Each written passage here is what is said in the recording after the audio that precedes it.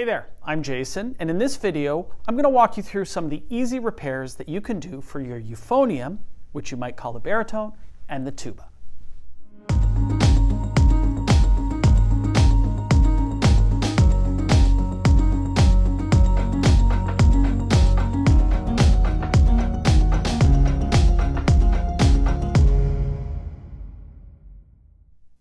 The serial number on a euphonium or tuba is usually found on the second valve casing here, or sometimes on the bell beside that brace.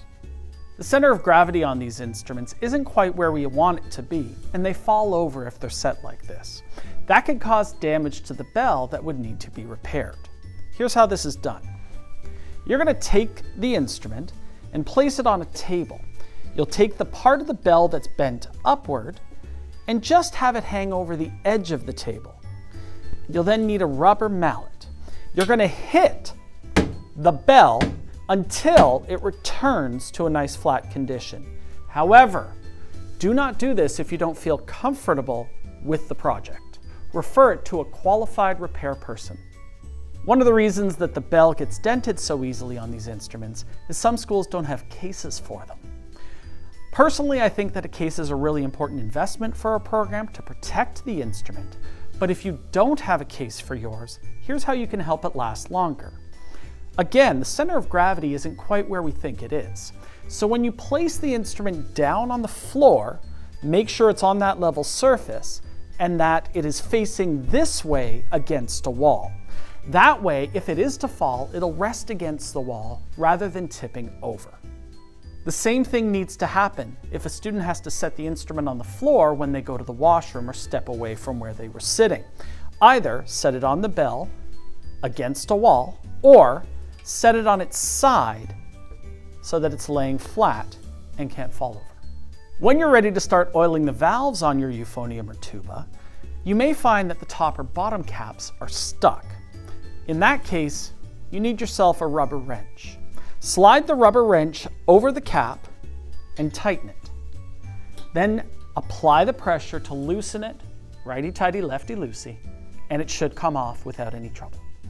When you're ready to oil the valve, unscrew the top cap until it moves freely.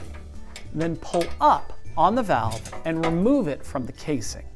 Please be aware that inside the casing, there's a spring, and that spring will fall out if it's set down improperly. So make sure that you account for that spring and that it goes back into the casing. You then need to apply oil across the top of the silver part of the valve and allow it to flow down on the valve. Be careful you don't let it drip onto your pants. Once you've lubricated the valve, put it back inside the casing. Most of these instruments have a guide. It's a little tab that sticks up at the top of the valve here. This kind has a screw that goes directly into the valve that has to be aligned with the column inside the casing. Some of the instruments, however, have a plastic guide that can sometimes pop up and slip around. If you're having a hard time getting the valve back in, check to make sure that that plastic guide is where it should be. Align the guide with the hole and push the valve down to make sure that it fits. Then tighten that cap. After I've lubricated the valve, I always give a test blow through the instrument to make sure the air flows freely. If it doesn't, you may have put that valve back in and it's not aligned. So remove it again, align it, and then try again. This euphonium uses piston valves, which means they go straight up and down when you depress the finger button. However, some euphoniums and tubas use a rotor valve, where the lever pushes down and it twists around. If you have that kind of valve, check out our French horn video to see how to properly oil that type of valve. If you have a valve that seems to be stuck, but you know it's really well lubricated, there's a chance that the valve stem has become misaligned. Perhaps it's been hit or dropped at some point, and that's created an issue where you push the valve down and it starts to get really hard to move after a little distance. Here's how you check that. You're going to remove the finger button from the top of the valve stem. You then watch that stem, and as you push it down into the valve, if you notice that it's rubbing against the side of the hole in the top cap, then you have a misaligned stem. Here's how you fix it. Place a drumstick against that stem in order to knock it back into place. Once it's there, you're going to use your hammer and gently tap the end of the drumstick until that stem is realigned with the hole in the top cap. Once it can move freely, it's fixed.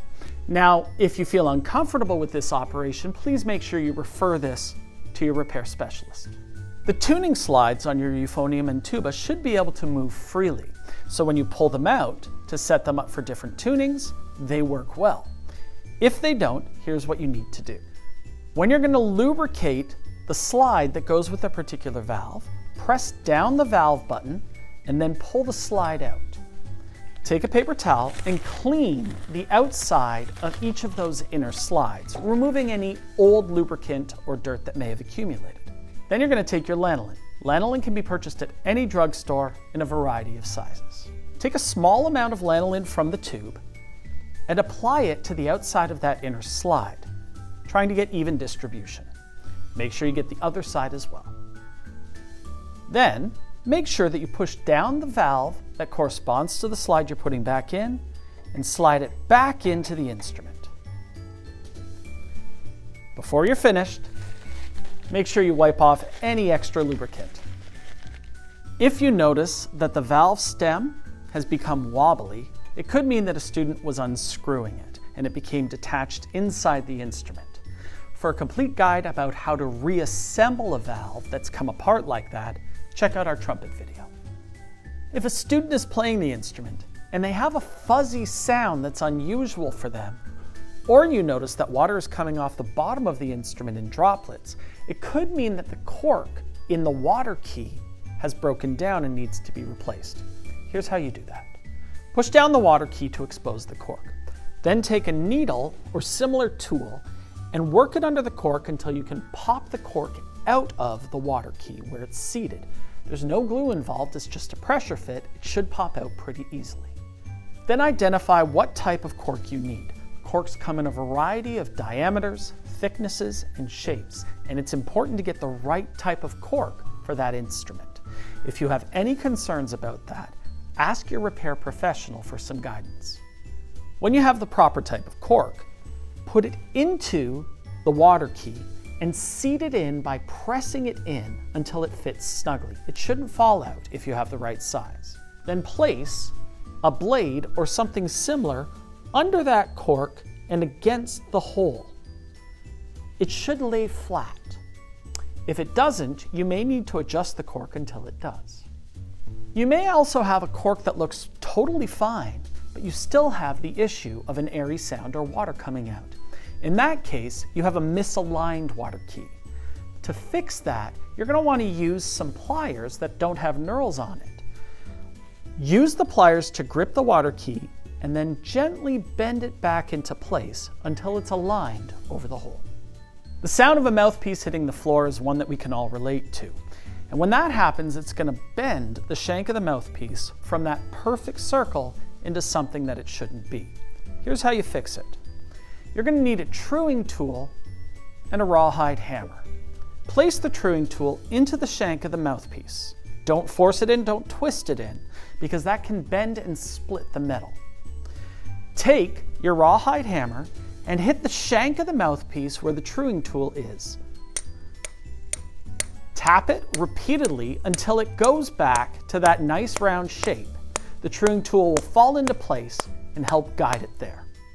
Lastly, anytime you do a repair for your instrument, make sure you log it in your instrument inventory so that you have a record of those changes you've made.